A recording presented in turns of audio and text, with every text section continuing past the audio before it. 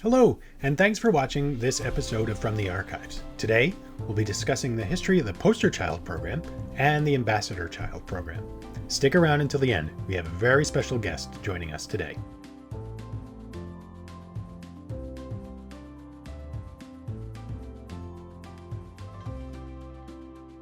In 1946, the National Foundation for Infantile Paralysis selected 5-year-old Donald Anderson of Prineville, Oregon, as its first national poster child to symbolize March of Dimes' fight against polio. This gave rise to the annual tradition of selecting a child with polio to help publicize the mission in advertising materials and through public appearances. The NFIP selected a new national poster child each year. March of Dimes chapters, or markets, also adopted the use of poster children in local fundraising campaigns. From 1947 until 1960, the foundation also featured a Black national poster child to help reach out to Black Americans affected by polio. This at the direction of Charles H. Bynum, the Director of Interracial Relations. Once polio was all but wiped out in the U.S., the foundation changed its mission to birth defects prevention in 1958. That year, 3 national poster children were selected to represent the 3 faces of crippling: polio, birth defects, and arthritis. The Solomon family, seen here, from Georgia, Alabama, was the first family featured in the new poster campaign. The foundation continued to focus on the crippling aspects of birth defects through the 1960s and 1970s. March of Dimes then selected Marty Mimack of Santa Clara, California, as its poster child in 1970. Marty was born without arms, a condition known as phocomelia, and his left leg was shorter than his right. He represented March of Dimes' mission for many years and was named Goodwill Ambassador in 1974. Marty, born without arms, explains to a school class how his artificial arms work. He wants other people to understand them. Maybe he realizes that through understanding, differences seem to disappear. How do you put your arms on? Well, I just lay them on the bed, and I lay in them frontwards, and then I pick them up, and I have somebody help me put the straps around me. Yes, way in the back. Do your arms come on and off easy? No. Yes, You feel comfortable in your arms? they're okay, but they're a little heavy. In 1986, March of Dimes began to use the term National Ambassador instead of Poster Child to focus on a role that had widened from being featured on an annual poster to a year of public appearances. In 1990, March of Dimes selected Laura Crumweed to be the first National Ambassador. Laura was born 3 months preterm with only a 40% chance of survival. Joining me now are 2 amazing folks: Chris Kenley, the other one half of the March of Dimes video production team, and former March of Dimes National Ambassador Ismael Torres Castrodet. Ismael served 2 terms as March of Dimes National Ambassador in 2016 and 2017, and he's one of only 2 ambassadors to be selected twice. So Ismael's now a sophomore at George Washington University, and he joins us live from his home in Puerto Rico. So howdy. Hey, how's it going? Hi. All good, all good. Enjoying life. You got big. It's so weird. Like, Chris and I talk about this all the time when we're working with, we work with the ambassador family footage that we have for years, right? And then you stay small and stay young in that, and then like you pop up on our Zoom and you're a sophomore in college. How did that happen? It's kind of shock for me too, just going back watching the videos, because you gotta show your friends too what you've been up to in your life. Now in college, everyone's like asking, "Oh, what's this picture with Obama about?" And I kind of go back into the archives and show them the ambassador video and everything, and it's quite a shock, seeing that little 5-foot boy now almost 5'10", 5'11". It's fun. The first time that we saw you, it was at a summer staff meeting. I remember it was a Thursday night. They rented out like a ballroom, and we had staff karaoke. It was silly, and everybody was getting up there and taking a crack at it. All of a sudden, little tiny kid gets up, grabs the mic, belts out this amazing Spanish tune, all Spanish. The whole place went wild. And we were like, we hoisted you off the stage. We're carrying you around, and people were like, "Oh, he's going to be the national ambassador. Maybe he's going to be the national." I'm like, maybe, like, crown him. I'm really excited. I'm really, really excited. I couldn't believe it when they told me at first. I started crying. I couldn't believe it. It was just such a great experience knowing that I'm gonna be representing the organization that helped me be me. So your ability to like command a room at 11 is legendary. When you spoke at the building lighting and you had your entire speech memorized and Arlana helped you with it, that was pretty amazing. So we're going to write a speech for you similar in English, and you're going to memorize that as well. I don't think he memorized anything. I think he was pretty a couple of ideas, right? Did you memorize something? No, there's something that he wrote. Yeah, I have it here. He wrote it himself. His mom proofread it, read it. Like today? Right now. That's when I said he was practicing in the hallway. And then he memorized it, his speech. Come on. I'm Frank, that's why I kept pointing it out. I'm like, look, he's Memorize practicing. this whole thing? Yeah. In like a few minutes over there? Yeah. And then using that, you use that throughout your ambassadorship, like talking to, CEOs of corporations like Kmart or Publix, and talking to the president of the United States. Yeah. Like, that's amazing. We have a lot of new staff who might not be familiar with your story. So if you could share, why you were selected, your story, your mom's story. Yeah, definitely. So looking back at most of the other ambassadors, they have very dramatic stories. The ambassador that came before me, Elijah, he had one of the most dramatic stories that I've ever seen in my life, and he truly is a miracle because he was born very, very early. I was one of the most common preterm births that there can be, a late preterm. I was born 5 weeks early, but what happened was that my mom went to a regular appointment, and the doctor said, "Yeah, everything is fine. You're okay. Just keep going." And she decided to not be satisfied with that only, because she knew that there were some tests that had not been performed on her that should have been performed at that period in her pregnancy, including the amniotic fluid. So she insisted on that. And even though the doctor kept saying, it's fine, they did the test just to keep her happy. And suddenly the doctor's eyes widen up and they said, "Oh, everything's not fine." Turns out that my mom was losing amniotic fluid very quickly, and I had to get out because if not, I would not make it. It's a funny story because back then my mom had a TV show and they were gonna tape some shows ahead of time because of the maternity leave. And so my father was with her and was telling the doctor, "Oh, but can she go back to the channel and finish up taping these shows really quickly so then we can go to the hospital?" And the doctor just looks at him super seriously. "No, you gotta go give birth now." So yeah, I was almost born into the spotlight, literally, in a TV show, and you never know.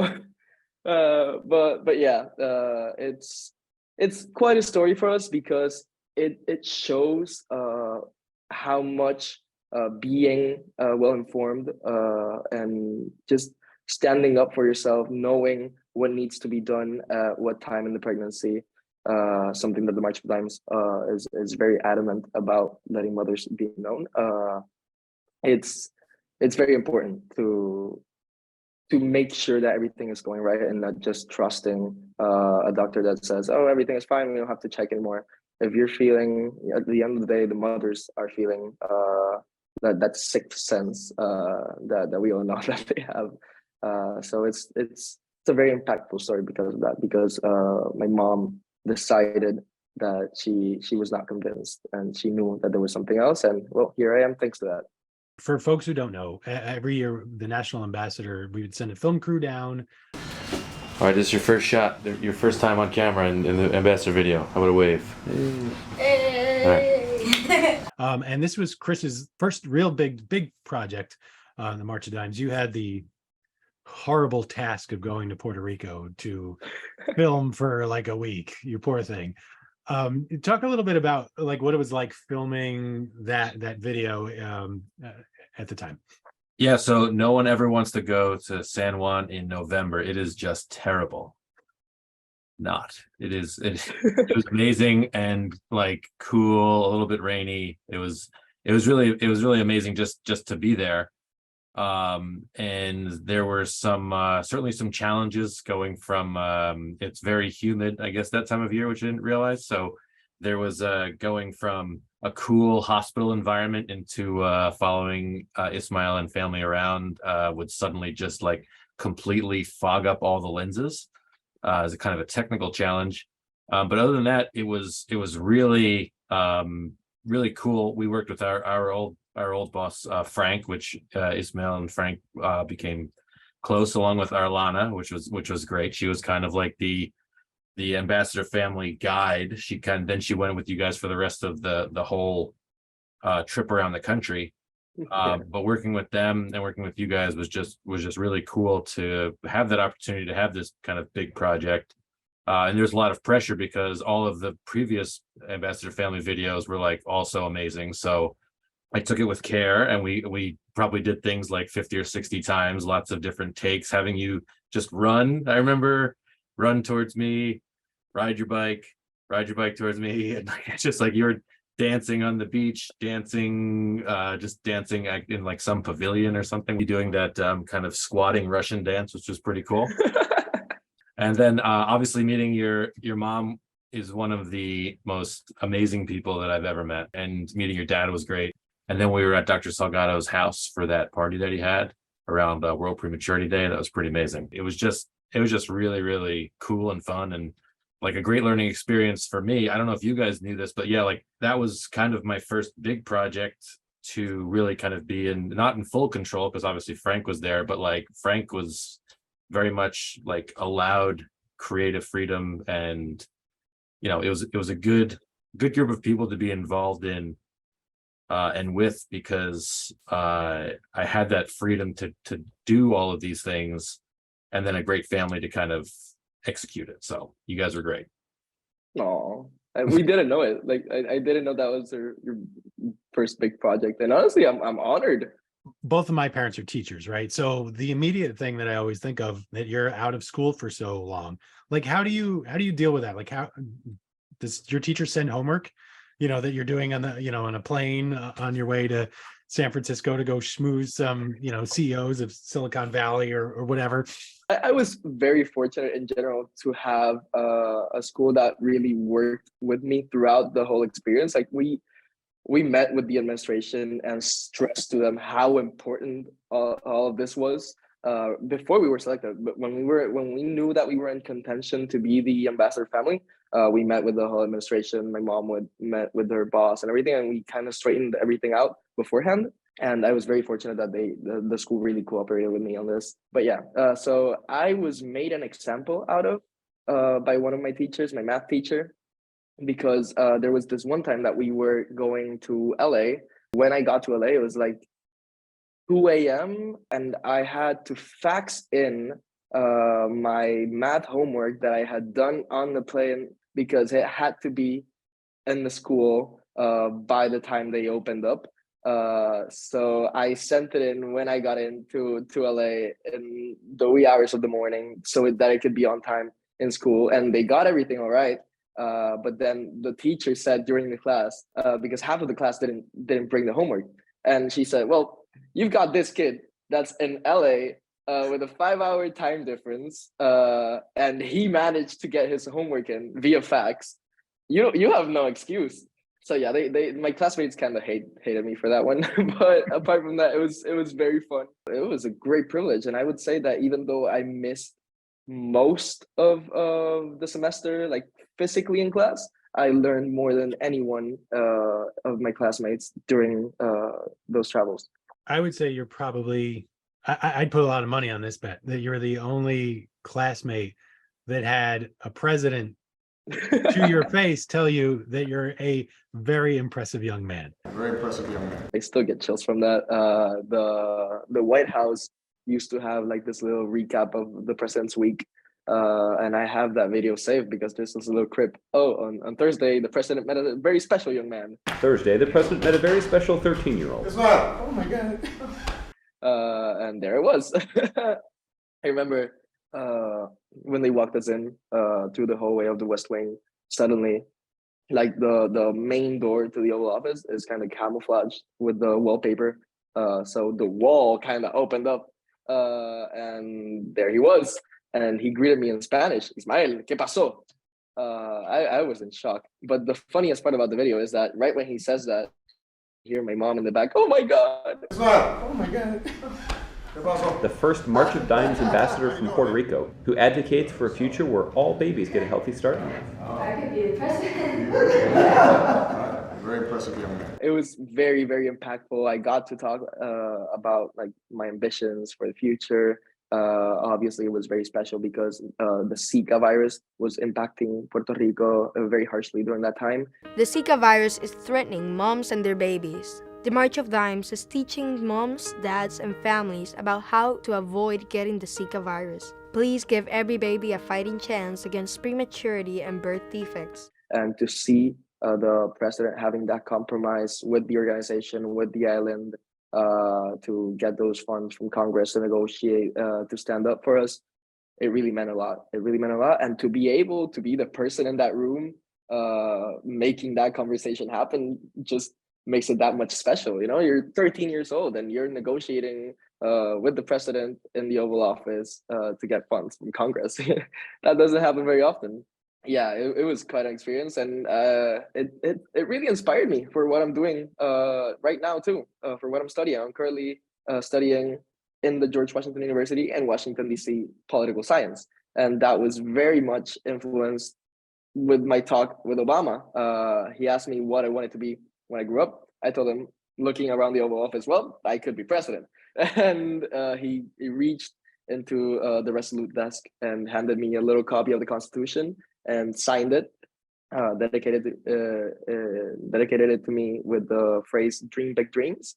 And that's what I have been doing ever since, dreaming big and just watching those dreams come true. Amazing. I'd like to say from day one that we all knew that that's where you were headed.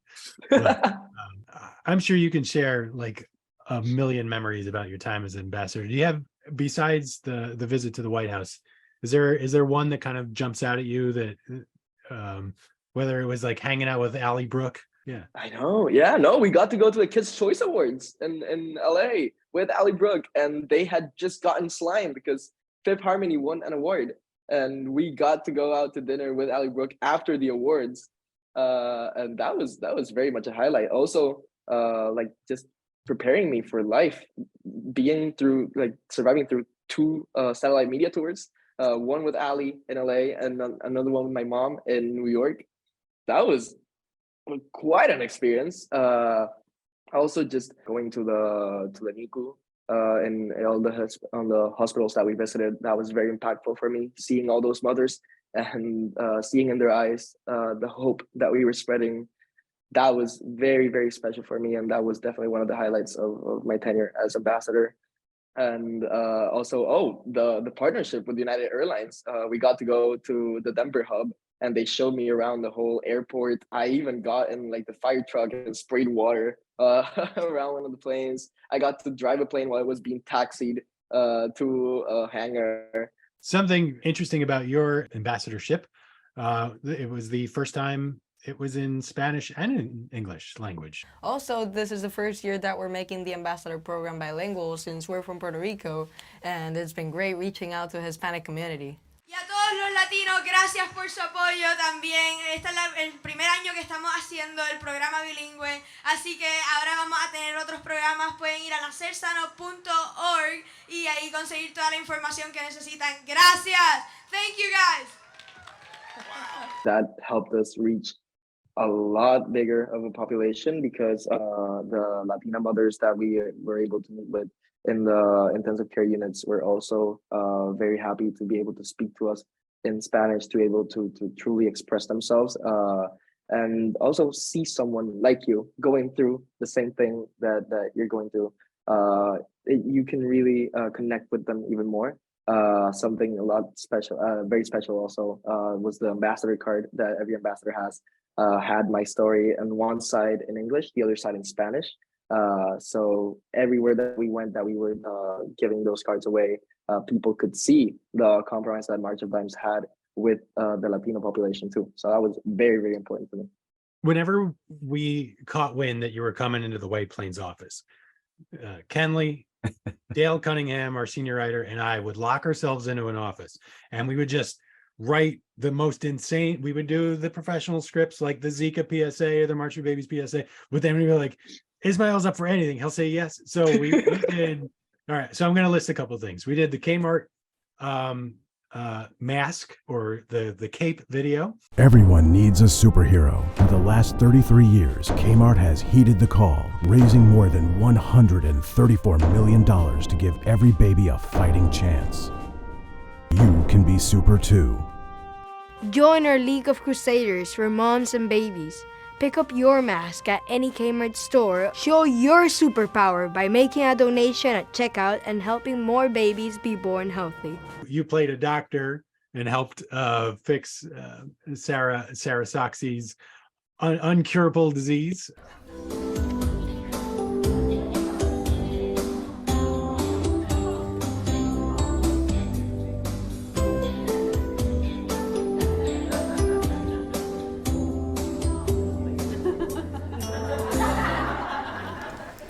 Yeah, she's been here for so long.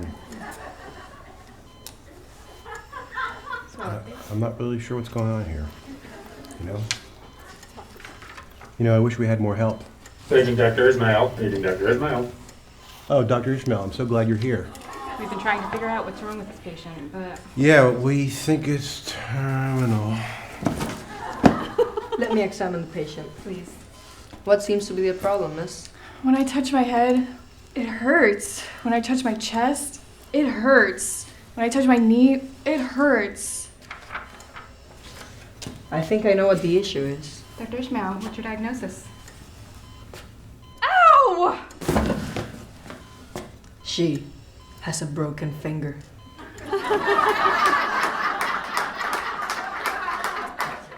I don't think I could tell you enough how impressed we were. Your ability to hold, command a room. The room would be dead silent and just completely focus on what you were saying. And it wasn't even just like focusing, it was then turning that into action or results. Like if you asked somebody to sign up, they signed up. If you asked for money, people gave money. So again, we're never going to be able to say thank you enough for everything that you did during your time. And now that we found you, we're never going to stop asking you to do things again. So I'm very happy to be welcome back to March honestly. Count me in for absolutely everything. And that's it for this week's episode of From the Archives. Thanks to Chris Kenley and Ismael Torres-Castrodet for joining me today. If you have any questions about March of Dimes archives, please leave a comment in the chat. And until next time, thanks for watching.